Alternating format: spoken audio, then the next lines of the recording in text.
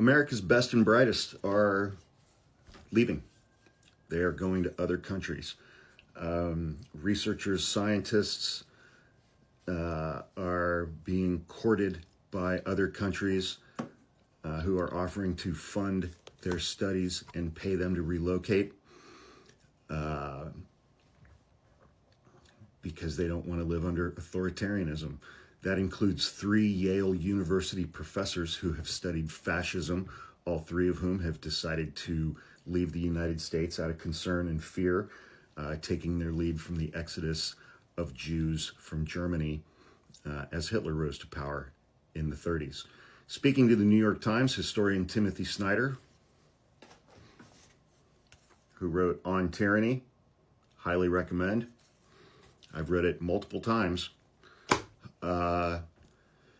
He writes extensively about tyranny and authoritarianism, as well as historian of totalitarianism Marcy Shore and Jason Stanley, an expert who studies fascist rhetoric, recently revealed that they're all moving abroad. I've been thinking about the sources of the worst kinds of history for a quarter century, Snyder told the Times. Stanley said he wants to continue to work on fascist rhetoric without fear that he'll be punished for his words. And Shore cautioned, the lesson of 1933 is that you get out sooner rather than later, and they're leaving. That comment is a reference to Nazi Germany at the beginning of the Holocaust, which, you know, a lot of people throughout history have asked, why didn't the Jews just leave?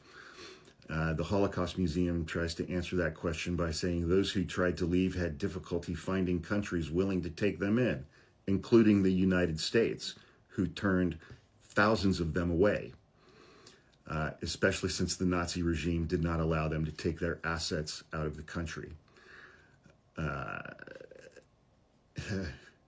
U.S. immigration laws limited the number of people who could enter the country, the Holocaust Museum stated.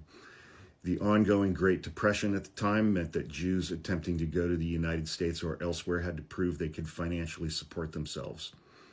This was very difficult since Jews were being robbed by the Germans before they could leave. Marcy Shore said, many of those in her life assume that the Constitution will hold and protect them from a slide into authoritarianism.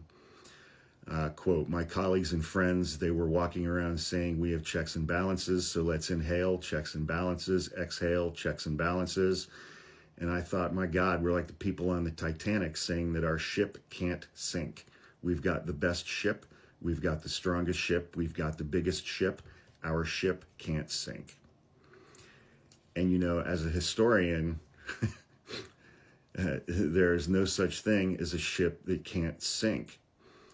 She said, not knowing what's next creates kind of a paralysis in society.